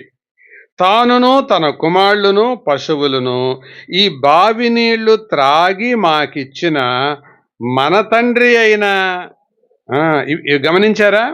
ఇందాకే ఏం ఫీలింగ్ పెట్టింది? యూదుడవైన నీవు సమరయ స్త్రీనైనా నన్ను, అంటే క్యాస్ట్ ఫీలింగ్. మీ కులం వేరు, మా కులం వేరు, మీ మీ పద్ధతి వేరు, మా పద్ధతి వేరు. మీ దగ్గర కూడా ఉందా ఫీలింగు? మీ ఊర్లో, మీ దగ్గర అంటే ఇక్కడ ఉండదులే, ఉందా? సహజంగా ఉంటుంది ఫీలింగ్, భలే ఎక్కువ. ఈ ఫీలింగ్కి హీలింగ్ ఉండదు. అర్థమైందా? ఎంత ఫీలింగ్ ఉంటుందో. నువ్వు యూదుడవై ఉండి సమరయ స్త్రీ అని నన్ను అడుగుతున్నావా అంది. సంభాషణ పెరిగేటప్పటికి పర్లేదులే, మన ఇద్దరికి బేస్ అయితే ఒకడేగా, మన తండ్రి అంటుంది. చూసారా? 12వ వచనంలో తానును తన కుమారులను పశువులను నాతో కలుపుతుందండి, ఈ బావి నీళ్లు త్రాగి మాకిచ్చిన మన తండ్రి. చూసారా? మన తండ్రి అయిన యాకోబు. చూసారా? అంటే కొంచెం అంటే బోర్డర్ చెరిగిపోతా ఉంది, అంటే క్రమంగా దగ్గరికి వస్తుంది. ప్రత్యక్షత అంటే అదే అర్థం. ప్రత్యక్షత అంటే మీకు అర్థం అటా చెప్పనా? అందరు నా వైపు చూడండి ఒకసారి, తర్వాత రాసుకుందరు. కొని విమానం ఆకాశంలో ఎగిరేటప్పుడు ఎంత ఉంటుంది? చిన్నదంటే ఎంత? చిన్నదంటే ఎంత? చీమ. మరి ఎంత? చిన్నదంటే ఎంత? సుమారు చెప్పండి, ఎంత ఉంటుంది? ఏమంటే జానడు. మరీ జాండా? సరే, బ్రదర్కి ఒకవేళ జానడై కనపడిందేమో, బాగా టాప్ విమానం అయి ఉంటుంది అది. ఎంత ఉంటుంది సహజంగా? ఒక 6 అడుగులు కూడా ఉండదు, ఒక 2-3 అడుగులు పొడుగున కనపడుతుంటది. అయితే విమానం మనకు కనపడినంత దూరంలో ఉన్నట్టు చూసి, అరే ఏంట్రా అంత చిన్న విమానం అని అనుకుంటారు. కానీ విమానాశ్రయంలో దిగబోయే ముందు ఎంత కనపడుతుంది? వినమంటారు అంత ఉంటుంది. అది ఏరోడ్రామ్లో దిగిన తర్వాత ఎంత ఉంటుంది? ఓరి నాయన, ఏంద్రా ఇందులో 400 మంది పడుతున్నారు, 500 మంది పడుతున్నారు అన్నట్టుంటది. ప్రత్యక్షత అంటే అది అర్థం. దూరం నుండి చూసినప్పుడు ఎవరు కనపడ్డాడు? ఓ మగోడు కనపడ్డాడు. మాట్లాడుతూ ఉండగా ఆ మగోడులో ఒక యూదుడు కనపడ్డాడు. ఆ యూదుడితో మాట్లాడుతూ ఉండగా బోర్డు జరిగిపోయి తండ్రి అయిన యాకోబు కనపడ్డాడు. క్రమక్రమంగా దగ్గరికి వస్తుంది. మన తండ్రి అయిన యాకోబు కంటే నువ్వు గొప్పవాడివా అంది. తర్వాత 19వ వచనంలో ఏమంటాను చూడు, ఏమంటున్నాడు ప్రభు? 19వ వచనం కలిసి చదువుదాం. అప్పుడు ఆ స్త్రీ, అయ్యా నువ్వు ప్రవక్తవయ్యా అంటుంది. చూసారా మా ఎలా పెరుగుతుందో? మళ్ళీ చెప్పండి, స్టెప్ బై స్టెప్. మొదటిదే నువ్వు పురుషుడు అనుకుంది. నెక్స్ట్ ఈ పురుషుల్లోనే అందరుగా మా ఓ పురుషుడు కాదు ఈయన, అవతల దేశంలో ఉండేవాడు పురుషుడు, యూదుడు అనుకుంది. మాట్లాడుతుండగా యూదుడు మాత్రమే కాదు, యూదులకు మూల పితరులు అయినటువంటి అబ్రహాం, ఇస్సాకు, యాకోబులని వారిలో యాకోబు కంటే గొప్పోడు అని అర్థమైంది. ఇలా మాట్లాడుతుండగా ఒట్టి యాకోబే కాదు, ఈయనెవరు? ప్రవక్త. చూసారా ప్రభు ఎలా ప్రత్యక్షపరుచుకుంటున్నాడు? బైబిల్లో ఉండే దేవుడు ఎవరో తెలుసా? తనను వెతికే వారికి దొరుకుతానన్నాడు. అందుకే ఒక పాట కూడా ఉంటుంది, నన్ను వెదకెడు వారికి నే దొరికెదనంటివి, ఇశ్రాయేలు సైన్యమునకు ముందు నడచిన దైవమా, నేడు మాతో కూడా నుండి మమ్ము నడిపించుము. అర్థమైందా? ఆయనే ప్రత్యక్షపరుచుకుంటున్నాడు. నిజంగా నీ మనసులో ఉంటే తప్పకుండా దొరుకుతాడు. సిక్కు మతంలో పుట్టి చిన్నతనంలోనే క్రైస్తవ్యం మీద అసహ్య భావాన్ని పెంచుకొని క్రైస్తవులు కనపడితే తోక తొక్కిన తాచుపాములాగా లేచి దాడి చేసే అలాంటి కుటుంబంలో పెరిగిన సుందర్ సింగ్ అనే ఒక ఆయన వాళ్ళ స్కూల్లో చదువుకునేటప్పుడే ఈ బీజాలు బాగా పడి వాళ్ళ క్రిస్టియన్ టీచర్ పాఠాలు చెబుతుంటే ఆవిడొచ్చి కూర్చోక ముందే కుర్చీ కింద రాయి పెట్టి ఇంబ్యాలెన్స్గా అసమతుల్యంగా ఉండేలాగా చేసి ఆవిడ కూర్చోగానే డామును కింద పడిపోతే క్లాసులో పిల్లలందరూ నవ్వుతుంటే వాళ్ళతో పాటు నవ్వే అల్లరివాడు. ఆవిడ కూర్చునే దానికి ముందు సీట్లో ఇంకు పోసేసి ఆ బట్టకి అంత పూసేసి ఆ చీర నిండా ఇంకు అంటితే చూసి సంతోషపడేవాడు. అలాంటి కుటుంబానికి చెందిన ఇతను ఒక దినం వాళ్ళ అమ్మ చచ్చిపోయింది. చనిపోయిన తర్వాత ఒంటరితనం, నాన్న ఒక్కడే మిగిలాడు. తినొక గదిలో నానొక గదిలో పడుకుంటూ ఉండగా తల్లి జ్ఞాపకానికి వచ్చి ఏంటసలు ఈ జీవితం? ఆ చిన్న వయసులోనే ఆ యవన ప్రాయంలోనే అతనికి ఆలోచన కలిగి ఇలాగా ప్రార్థన చేశాడు. ఈ రాత్రి నేను నిజమైన దేవుడు ఎవరైనా ఉంటే ఆయన నాకు కనపడాలి. ఆయన ఎవరో నాకు తెలియదు. ఆయన నాకు కనపడాలి. మా అమ్మ పిలిచినట్టు నన్ను పిలవాలి. లేకపోతే మా ఇంటి ప్రక్కనే వెళ్తున్న రైల్వే ట్రాక్ కింద లాహోర్ ఎక్స్ప్రెస్ వెళ్తుంది, దాని కింద తలకాయ పెట్టి చచ్చిపోతాను అని అనుకున్నాడు. అలాగే భీష్మించుకొని కూర్చున్నాడు. కొడుకు పడుకున్నాడేమో అని నాన్న పక్క గదిలో నిద్రపోతున్నాడు. ఇలాగే కూర్చున్నాడు కళ్ళు తెరుచుకొని. తెరుచుకున్న కళ్ళు తెరుచుకున్నట్లుగానే ఉన్నాయి. అర్ధరాత్రి వేళ 2 గంటలకు గదంతా 100 ట్యూబులైట్ల వెలుగు కంటే ప్రకాశమానమైన వెలుగు వచ్చింది. అందులో ఒక మనిషి సిలువలో వేలాడుతుండగా రక్తాలు కారుతున్న దృశ్యం కనపడింది. ఎవరు నువ్వు అన్నాడు. సుందర్, నేను. నువ్వు ఎవరి పేరు చెబితే అయితే అసహ్యించుకుంటున్నావో, అలాంటి వారిని ఏడిపిస్తున్నావో ఆ యేసును నేనే. నీ తల్లి చచ్చిపోయిందని నువ్వు బాధలో ఉన్నావు కదా, తల్లిలాగా నేను నిన్ను ఆదరిస్తాను అన్నాడు. ఆ రాత్రి ప్రభువు నమ్ముకున్నాడు. స్కూల్కి వెళ్ళి ఏ బైబిల్ని అయితే చించాడో ఆ బైబిలే తెచ్చి మంచంకి తల కింద పెట్టుకొని నాన్నకు తెలిస్తే తరిమేస్తాడు, తంతాడు. తెలియకుండా చదవటం మొదలుపెట్టాడు. రోజు నాన్నతో పాటు లేదా ఉత్సవాలప్పుడు నాన్నతో పాటు ఆ దేవాలయానికి రాకుండా ఉండేది గమనించి ఎవరో చెప్పారు, మీ కొడుకులో ఏదో మార్పు వచ్చిందే అంటే, ఒకరోజు స్కూల్కి వెళ్ళినప్పుడు వెతుకుదామని వెళ్తే దిండు కింద ఈ బైబిల్ దొరికింది. ఇంటికి రాగానే ఎందుకు రా ఇది ఇంట్లోకి వచ్చింది అన్నాడు. విషయం చెప్పాడు. వెంటనే అన్నాడు, ఇది కానీ నువ్వు కానీ ఈ రెండు నా ఇంట్లో ఉండడానికి వీల్లేదు. అదే నీకు కావాలంటే పట్టుకొని వెళ్ళిపో. నేను కావాలంటే దాన్ని బయట వదిలేయి. సొంత తండ్రి అన్నాడు ఆ మాట. నానా, నేను నిన్ను బాధ పెట్టాలని కాదు, కానీ అమ్మను కోల్పోయిన నాకు అమ్మలాంటి ప్రేమను పంచి ఇచ్చిన యేసయ్య, ఆయన నేను వదలలేను నాన్న. అయితే గెట్ అవుట్ అన్నాడు.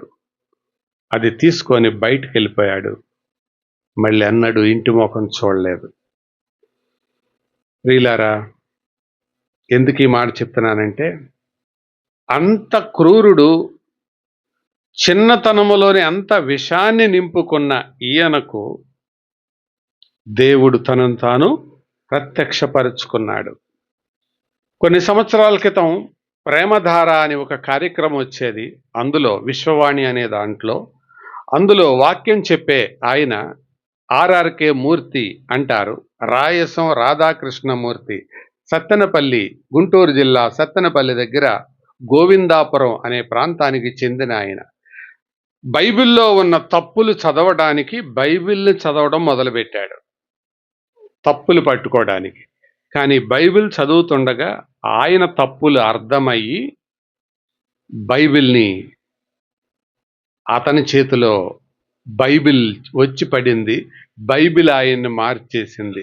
ఎందుకు ఈ ఉదాహరణలన్నీ చెప్తున్నానంటే, నిజంగా యథార్థమైన తెరవబడిన హృదయంతో బైబిల్ చదివే, దేవుని మాటలు వినే ఏ ఒక్కరికైనా దేవుడు తన్ను తాను ప్రత్యక్షపరుచుకుంటాడు. అందుకే అన్నాడు, అడుగుడి మీకియ్యబడును, వెదకుడి మీకు దొరుకును, తట్టుడి మీకు తీయబడును. ఈ రాత్రి ఆ ఆశ నీలో ఉంటే ప్రభువు నీకు తప్పకుండా ప్రత్యక్షపరుచుకుంటాడు. వాక్యం ద్వారా, పరిస్థితుల ద్వారా, ఒకవేళ ఆయనకు అవసరం అనుకుంటే అసాధారణమైన విషయాల ద్వారా కూడా ఆయన ప్రత్యక్షపరుచుకుంటాడు. ఆమెకు ప్రత్యక్షత ఏ రీతిగా అనుగ్రహించాడో అర్థమవుతుందా? చెప్పండి. పురుషుడుగా, యూదుడుగా, యాకోబు కంటే గొప్పవాడిగా, ప్రవక్తగా అంతటితో ఆగల.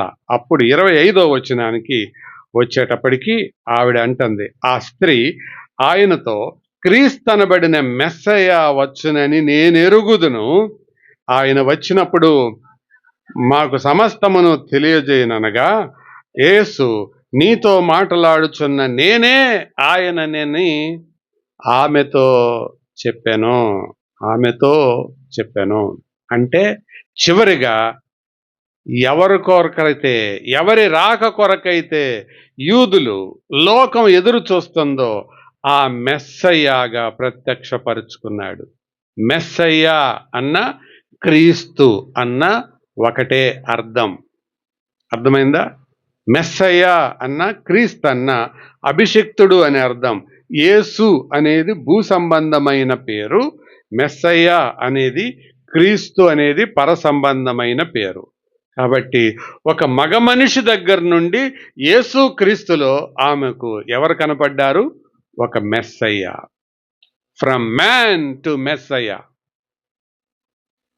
పురుషుడి దగ్గర నుంచి మెస్సయ్య, పురుషుడి దగ్గర నుంచి అభిషక్తుడు, రారాజు కనపడ్డాడు. యేసు ప్రభు అంటే నిన్న మొన్నట ఆయన కాదు. చాలా మంది తెలియక 2000 సంవత్సరాల క్రితం ఆయన కదండి అని అనుకుంటారు. పొరపాటది. పెనుమంట్రకి నేను రావడం ఇదే మొదటిసారి. అంత మాత్రం చేత నా వయస్సు ఒక్కరోజా? నా వయసు ఒక్కరోజండి. మీకు పరిచయం అయ్యి ఒక్కరోజు, మీకు పరిచయం అయ్యి ఒక్కరోజు అయినందువల్ల నా వయసు ఒక్కరోజు అవుద్దా? యేసు ప్రభు భూలోకానికి పరిచయం అయ్యి 2000 సంవత్సరాలు, ఆయన వయసు 2000 సంవత్సరాలు అవుద్దా? కాదు. అందుకే అన్నాడు, అబ్రహాము కంటే నేను గొప్పవాడును, సొలొమోను కంటే నేను గొప్పవాడును, దేవాలయం కంటే నేను గొప్పవాడును, అబ్రహాము కంటే ముందుగానే నేనున్నాను. అర్థమవుతుందా సోదరులారు? యేసు ప్రభు 2000 సంవత్సరాల క్రితం కాదు, ఆయన ఉన్నాడు, అది వరకే ఉన్నాడు. అసలు ఆయన పేరే ఉన్నవాడు అనువాడు. ఉన్నవాడు, I am that I am అంటారు. ఈ తెలుగులో దాన్ని భలే తర్జుమా చేశారు. నేనే, నేను ఎవరి పేరు లేదు ఇక, నేనే, I am that I am, నేనే. ఆయన ప్రత్యక్షపరుచుకున్నాడు. ఈరోజు అంత ప్రేమించాడండి ఆమెని, సమరయ స్త్రీని. ఎన్ని చెప్పాను? 5. ఈ ప్రత్యక్షత పొందిన తర్వాత ఆమెలో వచ్చింది పరివర్తన. ఏమొచ్చింది? పరివర్తన వచ్చిన జీవితాలు ఎలా ఉంటాయో చెప్తాను, జాగ్రత్తగా వినండి. పరివర్తన పొందకముందు ఆవిడలో ఏముంది? సిగ్గు. పరివర్తన పొందిన తర్వాత ఆవిడలో ఏమొచ్చింది? ధైర్యం. ఏమొచ్చిందమ్మా? అమ్మగారు నిద్రపోతున్నారు, మెలుకోకుండండి, ముందు లైన్లో కూర్చున్నారు. అందుకే చెప్పాను, లైట్ ఏనీయకున్న కారణం అదే, మెలుకోకుండండి. ఆమె వచ్చేటప్పుడు సిగ్గుతో వచ్చింది, వెళ్ళేటప్పుడు ధైర్యంగా వెళ్ళిందని ఎలా తెలుసు మీకు? ఊర్లోకి వెళ్ళింది. వచ్చేటప్పుడు ఒక్కదే వచ్చింది, వెళ్ళేటప్పుడు ఏ ఊరైతే తనను చూడకూడదో అనుకుందో ఆ ఊరు ఇప్పుడు నన్ను చూడాలి అన్నట్టు వెళ్ళింది. పరివర్తన పొందితే ఉండే మొదటి సూచన ఏంటో తెలుసా? సిగ్గొదిలేస్తారు వాళ్ళు, ధైర్యంగా ఉంటారు. నీలో నిజంగా పరివర్తన వస్తే ధైర్యం ఉంటుంది, సిగ్గుండదు.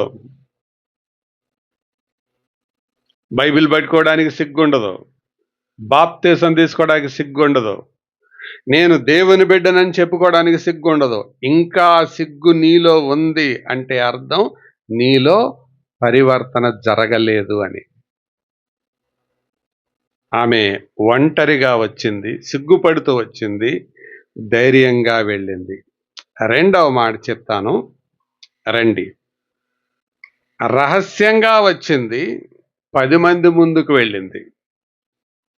రహస్యంగా వచ్చింది, 10 మంది ముందుకు వెళ్ళింది. మూడవ మాట చెప్తాను, కొండతో వచ్చింది. నెక్స్ట్ వెళ్ళేటప్పుడు ఎట్టు వెళ్ళింది?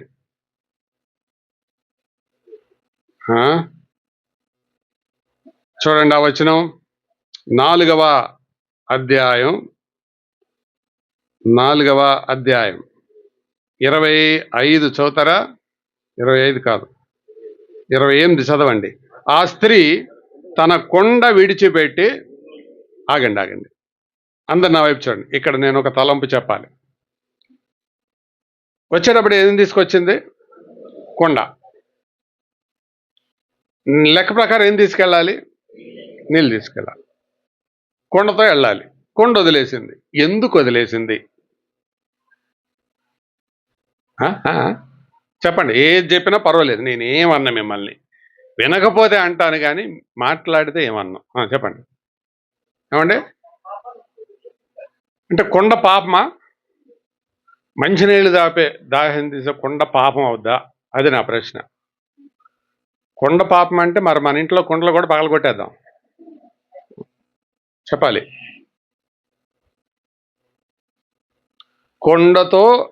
కొండ ఎందుకు వదిలేసి వెళ్ళింది? ఇది నా ప్రశ్న. సమరయశ్రీ కొండ ఎందుకు వదిలేను? ఈ ప్రశ్నకి జవాబు ఏంటి? మీరు చెప్తారా, నన్ను చెప్పమంటారా? సరే, నేనే చెప్పనా? ఓకే. ఇప్పుడు కొండలో నీళ్లు తీసుకొని వెళ్ళింది అనుకోండి, ఎక్కడికి వెళ్ళాలి? ఇంటికి వెళ్ళాలి. ఇంటి దగ్గరికి వెళ్తే ఎవడున్నాడు? ఆ 6వాడు ఉన్నాడు. మునుపు నీకు 5గురు పెనిమిట్లు ఉండ్రి, ఇప్పుడున్నవాడును నీకు పెనిమిటిగాడు. అంటే మళ్ళీ అదే పాపం బతకాలి. కాబట్టి అసలు కొండే వదిలేస్తే ఇంకా పాపంతో ఆ మనిషితో పనే లేదుగా. ఈ కొండ తీసుకెళ్తే ఆ మనిషిని కలవాలి, మళ్ళీ కొండను దారిలో వదలలేదు కదా. అందుకే ఎంత క్యాలిక్యులేట్ చేసుకుందో చూడండి ఆవిడ. లెక్కలు ఎంత బాగా వేసిందో. మీకు లెక్కలు వచ్చు. ఏం లెక్కలు చెప్పరా? 10 ఏళ్ల క్రితం ఎవరికి ఎంత ఇచ్చాడో ఈ లెక్కలు బాగొచ్చు. కానీ ఈవిడ వేసుకున్న లెక్క ఏంటి తెలుసా? కొండ నేను తీసుకెళ్తే ఇంటికి వెళ్ళాలి, ఇంటికి తీసుకెళ్తే ఇంతసేపు ఏం చేస్తున్నావు అడుగుతాడు, అడిగితే ఏం చెప్పాలి? ఈ గొడవ అంతెందుకు? ఎటుగూడి నేను ఊరిలోకి వెళ్తే ఆ నోట అందరికీ తెలుస్తుంది, చివరికి ఆయన దాకా కూడా వెళ్తుంది. కాబట్టి ఒకవేళ అందరి ముందు నన్ను ప్రశ్నించాడు అనుకో, అవునయ్యా నేను చేసింది తప్పయ్యా అని బహిరంగంగా ఒప్పుకుంటాను, ఇక తెగతెంపులు చేసుకుంటాను. అందుకే కొండ వదిలేసింది. పరివర్తన పొందిన జీవితంలో కనపడే 3వ రుజువేంటో తెలుసా? ఏ అలవాట్లకైతే బానిసలయ్యారో వాటి మీద జయం ఉంటుంది. మార్కు సువార్త 2వ అధ్యాయంలో యేసు ప్రభువు చేత స్వస్థపరచబడిన ఒక మనుష్యుడు ఉంటాడు, పక్షవాయువు కలిగిన వాడు స్వస్థపడిన తర్వాత ఏ పరుపు మీదైతే అతడు మోయబడ్డాడో బాగుపడ్డాక అదే పరుపు వాడు మోసుకుంటూ వెళ్ళాడు. అర్థమైందా? పరివర్తన అంటే ఏదైతే నిన్ను కంట్రోల్ చేసిందో తర్వాత నువ్వు దాన్ని కంట్రోల్ చేయడం, అది పరివర్తన. దేన్ని కంట్రోల్ చేస్తున్నావు? వదిలిపెట్టిన పాపం నిన్ను నడిపిస్తుందా? ఏదైతే వదిలిపెట్టావో అదే నిన్ను కంట్రోల్ చేస్తుందా? నీ పరివర్తన సరైంది కాదు. పరివర్తన చెందిన జీవితాన్ని ఎలా గుర్తుపట్టొచ్చు అంటే, మొదటిదిగా వాళ్ళు ధైర్యంగా ఉంటారు. రెండవదిగా వాళ్ళు జయించే అనుభవంలో ఉంటారు. తర్వాత ఇంకో తలంపు కూడా చెప్తాను రండి. వచ్చేటప్పుడు తలదించుకొని వచ్చింది, వెళ్ళేటప్పుడు తలెత్తుకొని వెళ్తుంది. పాపం అవమానం తెచ్చును అని మనం చదివాము. కానీ ఇప్పుడు ఆ పాపాన్ని ప్రభు దగ్గర వదిలేసింది, తలెత్తుకొని వెళ్తుంది. తర్వాతది వచ్చేటప్పుడు రహస్యంగా ఎవరు మాట్లాడకూడదని వచ్చింది, వెళ్ళేటప్పుడు అందరితో మాట్లాడే దానిలాగా వెళ్తుంది. చూడండి ఆ వచనం 40 వచనం లేక 39. నేను చేసినవన్నీ నాతో చెప్పానని సాక్ష్యమిచ్చిన స్త్రీ యొక్క మాటను బట్టి ఆ ఊరిలోని సమరయులలో అనేకులు దేన్ని బట్టి? ఆమె మాటను బట్టి. మళ్ళీ చెప్పండి. ఆమె మాటను బట్టి. మాటకి ఎంత వాల్యూ ఉంటుందో తెలుసా? ఆ మాటతో లింక్ అయ్యే చేత కలిస్తే తప్పకుండా అది గొప్ప సాక్ష్యంగా మారుతుంది. లేకపోతే ఆ మాట ఒకటి చేత ఒకటి గనక ఉంటే విలువ ఉండదు. ఈమె మాట, అయ్యా నేను చేసినవన్నీ నాతో చెప్పినాయి అంటే దాని అర్థం ఏంటి? అయ్యా మీ అందరికీ తెలుసు కదా, నేను ఇదివరకు 5 పెళ్ళిళ్ళు చేసుకున్న దాన్ని, ఇప్పుడు కూడా ఇంకొకరితో ఉంటున్నాను, కానీ ఈయన కనపడ్డాక ఇంకా నాకు ఎవరు అవసరం లేదనిపించింది. అయ్యా మీలో కొంతమంది గమనించుంటారు, మీ ఇంట్లో మీరు గమనించబోయిన మీ ఇంట్లో ఆడవాళ్ళకు కూడా తెలుసయ్యా, నేను మధ్యాహ్నం పూట ఒక్కదాన్నే వెళ్ళే సంగతి తెలుసు. కావాలంటే చూడండి, వెళ్ళేటప్పుడు కుండతో వెళ్ళాను, ఇప్పుడు కుండ తేలేదు. ఇంతకంటే ఏం కావాలయ్యా మీకు? అప్పుడు ఊరోళ్ళందరూ అంటున్నారు, ఎస్ మాకు కూడా అర్థమైందమ్మా, నీ బ్రతుకు నీ సాక్ష్యం మాకు అర్థమైంది, మేము కూడా నమ్ముతున్నాం ఆయన అన్నారు. నీ సాక్ష్యం విలువైనదైతే, ఖచ్చితమైనదైతే తప్పకుండా మరొకరి మీద ప్రభావితం చేస్తుంది, మరొకరిని ప్రభావితం చేస్తుంది. అదే రుజువు. ఊరోళ్ళందరూ వచ్చారు. ఎంత బాగుందండి ఆ మాట. ఇది పరివర్తన. చివరి తలంపు చెప్పనా? అదేంటంటే పాపాత్మురాలుగా వచ్చింది, పరిశుద్ధురాలుగా వెళ్ళింది. ఎలాగొచ్చింది? వెళ్ళేటప్పుడు పరిశుద్ధురాలుగా. అదే పరివర్తన. ప్రభు దగ్గరికి వచ్చేటప్పుడు పాపాత్మురాలుగా వచ్చింది, వెళ్ళేటప్పుడు పరిశుద్ధురాలుగా వెళ్ళింది. పరివర్తన అంటే అది. పరివర్తన అంటే అర్థం ఏంటో తెలుసా? ముద్దోడిగా బళ్ళోకి వెళ్ళాలి, ర్యాంకు కొట్టి బళ్ళో నుంచి బయటికి రావాలి. పరివర్తన అంటే ఏంటో తెలుసా? రోగిష్టిలాగా ఆసుపత్రిలోకి వెళ్ళాలి. పరివర్తన అంటే బాగుపడి ఆసుపత్రిలో నుంచి బయటికి రావాలి.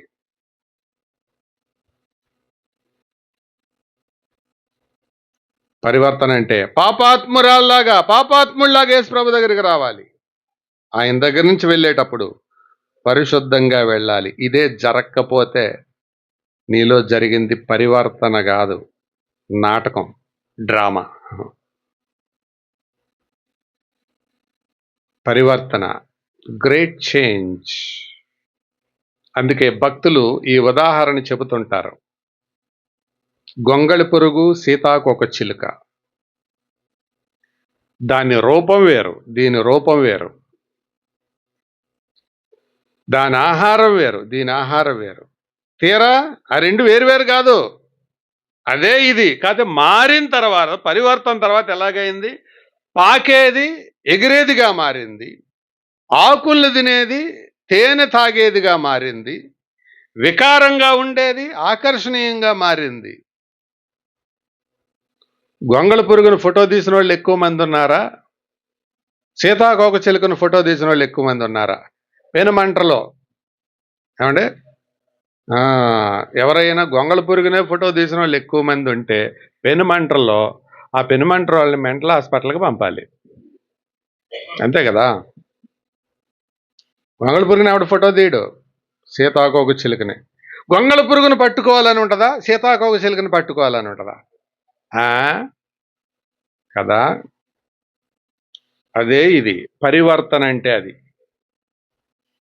ఆమె జీవితం అలా మారిందండి, ఆవిడ పరివర్తన. చివరి మాట చెప్పి నేను ముగిస్తాను. ఏంటిది? ఆమె చేసిన పరిచర్య. ఈ పరిచర్య గురించి, ఈ పరిచర్య ఎక్కడ మొదలైందంటే సమరయలోనే స్టార్ట్ అయింది. ఆ తర్వాత ఆమె ద్వారా ఊరు ఊరు మారింది.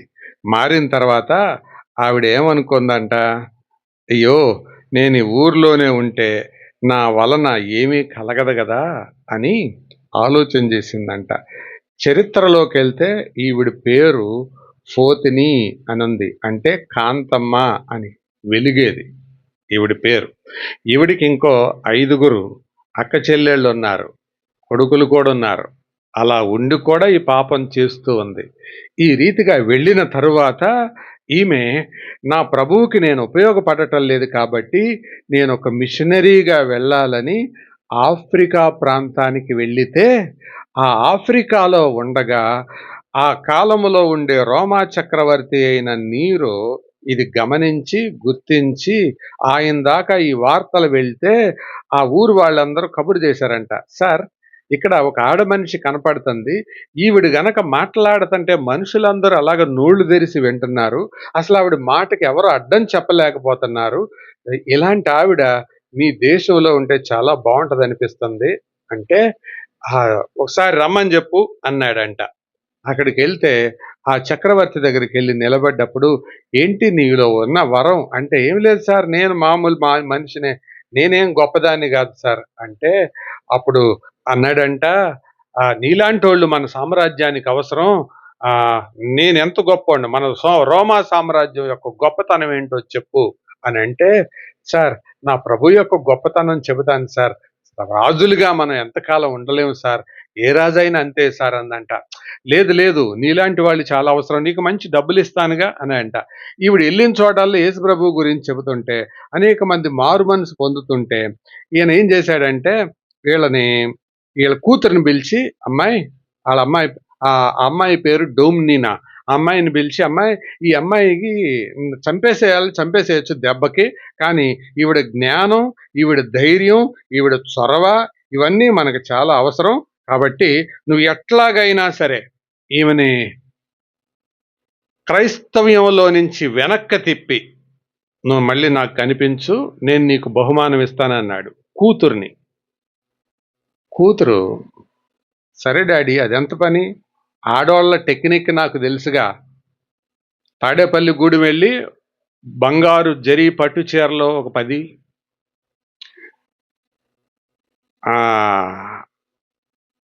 తర్వాత ఏంటిది జ్యువెలర్స్ ఎవరివి, బంగారు షాప్ ఎవరిది, ముత్తూడులోకి వెళ్ళి బంగారు ఆభరణాలు కొన్ని ఇవన్నీ పట్టుకొచ్చి ఎదరబెడతాను, వీళ్ళని ఎలా పడగొట్టనో చూస్తాను అని చెప్పి వీళ్ళకి ఈవిడ, అమ్మ ఈరోజు మా ఇంటికి భోజనానికి రండి అందంట. వాళ్ళు ఈ అక్కజెల్లెలు అందరూ కలుసుకొని మొత్తానికి భోజనానికి వచ్చారు. రాగానే ఎంట్రన్స్లో పట్టు చీరలు కనపడ్డాయి. అసలు వాళ్ళ దృష్టి దాని మీద పడలా. అవతల టేబుల్ మీద బంగారు ఆభరణాలు కనపడ్డాయి, అసలు వాళ్ళ దృష్టి పట్టల. అవతలేమో వెండి ఆభరణాలు కనపడ్డాయి, వాళ్ళ కళ్ళు దాని మీదకి వెళ్ళటల్లా. వెళ్ళిన తర్వాత ఈవిడ మాట్లాడుతూ ఉంటే ఆ కూతురు ఇలాగ చంపని చేయి పెట్టుకొని ఉంటుంది. చివరికి జరిగింది ఏంటో తెలుసా, ఆ ప్రసంగం అయ్యేటప్పటికి ఆవిడ కూడా యేసు ప్రభువుని నమ్ముకుంది. యేసు ప్రభువుని నమ్ముకునేటప్పటికి నమ్ముకున్న తర్వాత అక్కడే పెట్టింది, వెళ్ళిపోయి. అస్సలు అది తీసుకోమంటే వద్దండి, నాకెందుకండి అవన్నీ, ఒకప్పుడు అలాంటివన్నీ మెయింటైన్ చేసేదాన్ని, ఇప్పుడు నాకు అవసరం లేదని చెప్పేసి వెళ్ళిపోయింది. సాయంత్రానికి డాడీ కబురు చేశాడు, నేను నీకు అప్పగిచ్చిన పని ఎంతవరకు వచ్చింది అంటే, డాడీ యేసు ప్రభువే నిజమైన దేవుడు డాడీ అంది. ఇదేంటే, నేను నీకు చెప్పిన పని ఏంటి, నువ్వు చేసిన పని ఏంటి, డాడీ మీరు కూడా నమ్ముకోవాలి డాడీ అందంట. ఒరి నాయన, ఇది వదిలేస్తే దేశం అంతా పాడు చేసేలాగుందని ఆ 5 అక్కజెల్లెలను పిలిపించి రాజ్యసభలో నిలబెట్టి చేతులు చాపిచ్చి బలమైన సైనికుల చేత ఇనప బెత్తాల చేత కొట్టిస్తూ ఉంటే 23వ కీర్తన పాడుకుంటూ కొట్టించుకున్నారట. యెహోవా నా కాపరి, నాకు లేమి కలుగదు. అరే, కొట్టినా ఇలా చలనం లేదేంట్రా అని తీసుకొని వెళ్ళి జైల్లో పడేస్తే, జైల్లో పడిన తర్వాత ఆ జైల్లో సువార్త చెప్పడం మొదలుపెట్టి జైలుని మందిరంగా మార్చారు. ఎక్కడికి వెళ్ళినా జరుగుతుందని వీళ్ళని తీసుకొని వెళ్ళి ఇక ఈ స్త్రీ ఫోతని యొక్క మిగతా అక్క చెల్లెళ్ళందరికీ శిరచ్ఛేదనం చేయించారు. అప్పుడు ఏడ్చిందంటండి ఈవిడ. ఎందుకంటే వాళ్ళు చచ్చిపోయారని కాదు, ప్రభువా నాతో బతికిన వాళ్ళందరూ, నాతో సాక్షులుగా జీవించిన వాళ్ళందరూ నన్ను ఒంటరిగా వదిలేసి వాళ్ళందరూ వెళ్ళిపోయారు, నాకు లేదా ఈ భాగ్యం అని ఇచ్చిందట. ఈమెను తీసుకొని వెళ్ళి గుంటలో పడేస్తే చాలా రోజులు ఉండి, ప్రభువా నేను వాళ్ళు లేకుండా ఉండలేకపోతే నేను చేయగలిగినంత చేశాను, ఇక నేను నీ దగ్గరికి వస్తాను అని చెప్పగా ప్రభు ఆమెను తన రాజ్యానికి పిలుచుకున్నట్టు కొన్ని ఆధారాలను బట్టి తెలుస్తుంది. ఒక్క స్త్రీ ఒక ఊరిని, ఒక రాజును, ఒక రాజస్థానాన్ని, ఒక జైలును షేక్ చేసింది.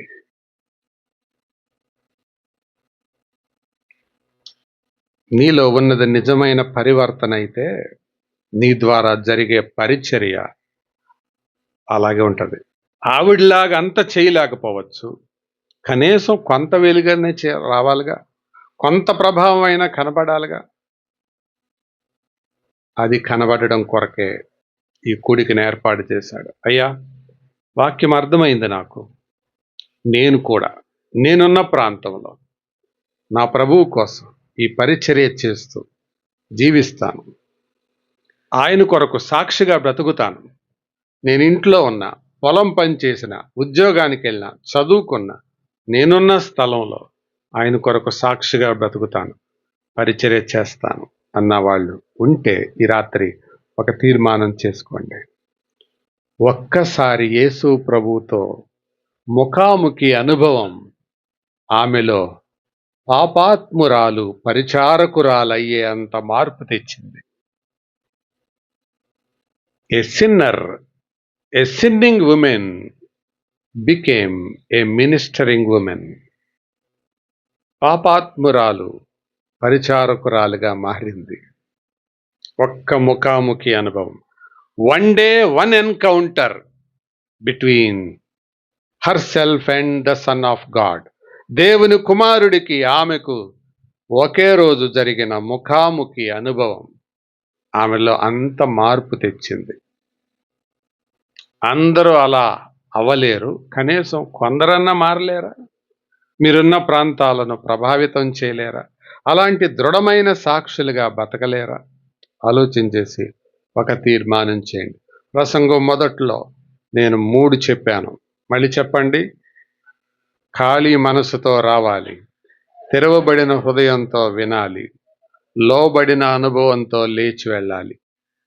మీరు ఖాళీ మనసుతో వచ్చుంటే, తెరవబడిన హృదయంతో వినుంటే, 3వది చేసి ఇక్కడి నుంచి లేవండి, లోబడిన అనుభవంతో ఇక్కడి నుంచి లేవండి. అంతేగాని ఈరోజు ఇంకో మెసేజ్ విన్నాం, ఇంకో ప్రసంగం విన్నాం, బాగా చెప్పారు, నాకు మార్కులేసి మీరు మార్పు లేకుండా వెళ్ళకండి. మీ మార్కులు నాకు అవసరం లేదు. మీలో మార్పు చాలా ముఖ్యం. అర్థమవుతుందా? అది మీలో జరిగితే దేవునికి మహిమ, ఆయన రాజ్య విస్తరణ జరుగుతుంది. ఒకసారి ఆ 7 విషయాలు చెప్తారా గబగబా? ఆమె పాపం, రెండవది ఆమె పాపానికి వచ్చిన పర్యవసానం, మూడవది ఆ యొక్క పర్యవసానంలో ఉన్న ఆమెలో ప్రభు యొక్క జోక్యం, అలాంటి జోక్యం చేసుకున్న ప్రభువుకు ఆమె కనుపరిచిన పాండిత్యం, అలాంటి పాండిత్యాన్ని కనపరిచే ఆమెకు ప్రభు యొక్క ప్రత్యక్షత, ఆ ప్రత్యక్షత పొందిన ఆమె జీవితంలో కలిగిన పరివర్తన, ఆ పరివర్తన కలిగిన ఆమె చేసిన పరిచర్య ఈ 7 పాలను ఈ పెనుమంట్ర పాలు పెట్టాను నేను. పెనుమంట్ర కూడా పాలేగా, పాతోనే మొదలవుతుంది. ఈ పెనుమంట్రోళ్ళు ఈ స్థితిలోకి ఎదగాలనేది ఆశ. తల వంచండి, ప్రార్థన చేసుకుందాం.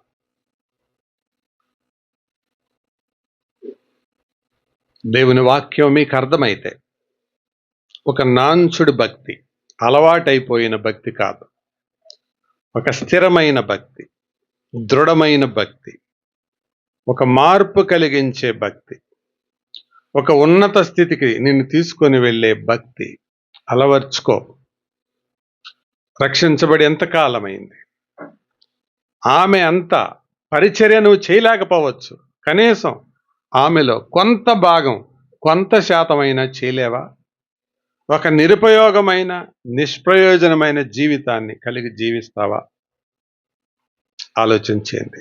ఈ రాత్రి దేవుడు నీతో మాట్లాడి ఉంటే, అయ్యా ఈ రాత్రి దేవుడు నాతో మాట్లాడాడు, నేనున్న స్థలంలో నేను బ్రతుకుతాను, ఒక పరిచారకురాలిగా, ఒక పరిచారకుడిగా నేను బ్రతుకుతాను, ఒక మార్పు కోసం నేను పని చేస్తాను, దృఢంగా నిలబడతాను అనేవాళ్ళు, వారిని చెయ్యెత్తమని నేను అడగటం లేదు. నేరుగా ఒకసారి లేచి నిలబడండి దేవుని సన్నిధిలో. ఈ మాటలు మీకు అర్థమైతే దేవుడు మిమ్మల్ని దీవించుగాక. సోదరి, తమ్ముడు, గాడ్ బ్లెస్ యూ. ఎవరు కళ్ళు తెరిచి చూడొద్దు, కళ్ళు తెరవద్దని చెప్పాను. మోకరించు. ఎవరైతే ఉన్నారో, ఈ రాత్రి నేను ఒక తీర్మానంలోనికి వస్తున్నానయ్యా, నన్ను బలపరచండి స్వామి, ఒక ఉజ్జీవమైన సాక్షిగా, ప్రభావితమైన వ్యక్తిగా నన్ను నిలబెట్టండి ప్రభు. నేను అలా నిలబెడతాను, ఈ కాలంలో ఈ ప్రాంతంలో నీ కొరకు నిలబడతాననేవాళ్ళు ఎవరైతే లేచి నిలబడ్డారో, బిగ్గరగా స్పష్టంగా మీ స్వరం మీకు వినబడేలాగా మోకరించి పైకి లేచి నిలబడండి. మీ కొరకు చిన్న ప్రార్థన నేను చేస్తాను. భయపడొద్దు, సిగ్గుపడొద్దు. సిగ్గుపడే వాళ్ళు పనికిరారు ఆయనకి. ధైర్యంగా తెగించే వాళ్ళు కావాలి ఆయనకి. పురుషులైనా స్త్రీలైనా మంచిది తమ్ముడు, గాడ్ బ్లెస్ యూ. ప్రభు మిమ్మల్ని దీవించునుగా. ఇంకెవరైనా ఉన్నారా? మంచిది సోదరి, మంచిది తమ్ముడు, గాడ్ బ్లెస్ యూ. ఇంకెవరైనా ఉన్నారా? ఆఖరిసారి అడుగుతున్నాను. ప్రభు కోసం తెగించేవాళ్ళు, నిలబడేవాళ్ళు అలాగే నిలబడి ఉండండి. మీ కొరకు నేను చిన్న ప్రార్థన చేస్తాను. దయగల ప్రభువా, ఈ రాత్రి యోహాను సువార్త 4వ అధ్యాయం ఆధారంగా మా ఎదురుకు తీసుకొచ్చిన ఈ వాక్య తలంపులను బట్టి వందనాలు. మీ మాటలకు అనేక మంది స్పందించి ఉండొచ్చు, కానీ ధైర్యంగా చొరవతో నిలబడి నీ బిడ్డలను బలపరిచి వారున్న స్థలములో మీ కొరకు సాక్షులుగా బ్రతుకున్నట్లుగా సహాయం చేయండి. ఇక్కడున్న సంఘమును, మీ సేవకుని నానాటికి అభివృద్ధి చేయండి, సాక్షులుగా బ్రతుకున్నట్లుగా సహాయం చేయండి. నానుడు భక్తి, అలవాటు భక్తి కాక ఒక ఉజ్జీవమైన, పరివర్తనతో కూడిన పరిచర్య, ప్రభావంతో కూడిన పరిచర్య ఇక్కడ జరుగునట్లుగా సహాయం చేయమని మీ పక్షంగా నిలబడిన ఈ బిడ్డలను మీ బలిష్టమైన బాహులకు అప్పగిస్తూ బలపరచండి, నిలబెట్టండి. యేసు క్రీస్తు నామమున వినయంతో వేడుకుంటున్నాము తండ్రి. Amen, amen.